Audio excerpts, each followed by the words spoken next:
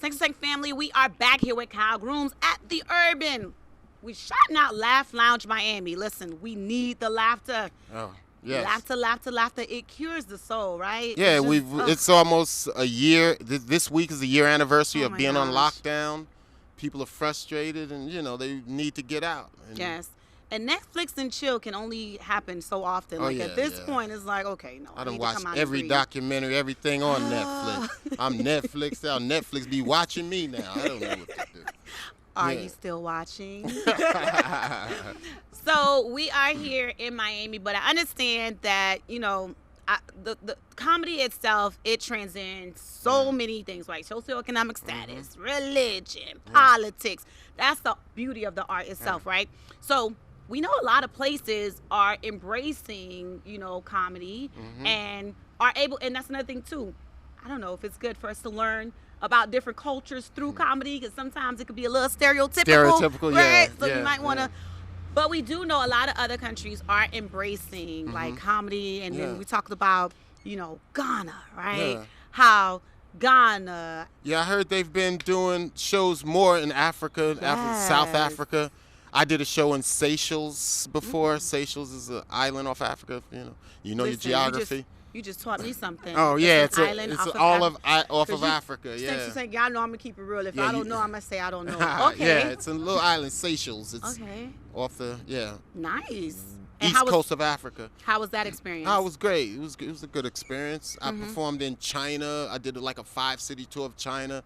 I did shows in Pakistan, not for the troops either, for the Muslims. You know what I mean? Shoot, Muslims got to laugh too. You know, and yeah, and it was just a beautiful experience. Like I never believed it. I never thought my passport would be so filled, but it's just like comedy does that. Yes. And then you get to see firsthand what cultures are like, and not just the American.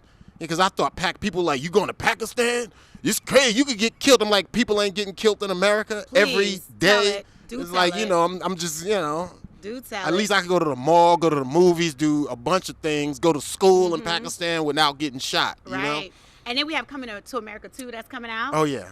That is one of my all-time favorite movies, the original one. Yeah. It was, so I wanted to be in part 2, but I guess really? Yeah, of course. Who doesn't want to be in Coming to America? That would be a dream, you know? I don't want to be in You can put me behind the scenes, though. Oh, okay. Yeah, I want to make the real money. Oh, all right. You can't do one of the dance. Remember how they... Or drop the flower. Oh, yeah.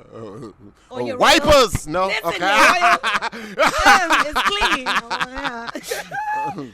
Yes, so what do you think? What do you think? How you see? I'm a little apprehensive when we have those sequels and we have the remakes of the movies. I'm like, oh gosh, don't mess it up. Yes, don't ruin the franchise. Yes. But I mean, it's long enough. You know, we'll see what happens. We will. We'll be watching. Yeah, we will. We will definitely be watching. So bring it back to comedy. One of the greats. Who are some, or what inspired you as far as comedic? Because it doesn't have to be someone who's well known. Who was that person that did it for you? That was like, okay, I'm gonna transition into comedy. Was there that person? Well, my first comic experience or listening was Richard Pryor. I used to listen to Richard Pryor on 8-track tapes. Ooh. I would listen to Richard. My mother had Richard Pryor. 8-track. Yeah, I am 8-track tapes. I was 6. Listen to Richard Pryor. 8-track tapes. Richard Pryor and Otis Redding. That's what I would listen to. Whoa! At 6 years old, Richard Pryor and Otis Redding. You're up there. Black don't crack. You're up there.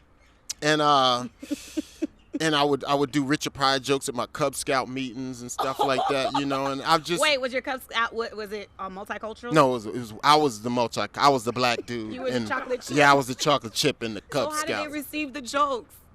Oh, they were cool. I don't know. I don't even remember. They used to laugh. They used to think I was funny. I remember being told I was funny. Okay. Yeah, like, you know, I had wit. So you knew you had it at I always had wit. I always had wit. Okay. I was funny with my cousins. I was the dude in school sitting at the lunch table snapping on people. Okay. I ruined my high school football. Dirty Dozens? We called it cracking. We called it cracking in Jersey. We call it cracking too. Cracking, yeah. We call it cracking. You trying to crack? What you trying to crack? That's what we called it too. Yeah. Okay. We might be. Where'd you grow up? Where'd you grow up? Miami. Oh, Miami. Okay. Yeah, we all call right. it cracking here. Cracking, yeah. Oh, you cracking? Or you want to crack? Cracking. Or you want to talk about my mama? Yeah, some people call it joning, bagging, you know, that type of thing. But I thought you were back in the days where they say the dozens. Yeah, not the dozens. That was something. No, not that far back. And then I went to the Art Institute, and then the same thing happened. That my friends would come around, and I would snap on people, but I never thought I could do stand-up in front of a room full of strangers until I tried it. And then the third show, I got hooked. Nice. And said, wow, I could do this for life. Nice. You know? Did you have anybody close to you that were naysayers? Just your mama. Your mama don't want you. I didn't want to say Your mama don't want you to give up that good job. Yes. She said, boy, you better not. Boy, you better. And you have a house, too. I had a mortgage and a good job. I wouldn't give up my good job. But then she saw, I made the choice. I slipped. You were still balancing both? You were yeah, still I was able back. Well, once I decided, at first I was balancing both. I would take vacation days to do road trips, do that and the third. But then once that got old, I just said, okay, now I could have enough time to do headlining spots. Nice. And I could get paid. So now I just, and then I sold my house because I didn't want the pressure of a mortgage over my head. I did not want that. How were you able to do Yeah, and then I just was, hit the streets. Listen. Moved to New York and learned to be a comedian, and then got on some TV shows and started a lot rocking. of TV shows. I want to talk about that when we get back. We are here at the Urban, you guys. Every Thursday, come check out KYLE Grooms because we laughing out loud here in Miami, Overtown. We'll be right back.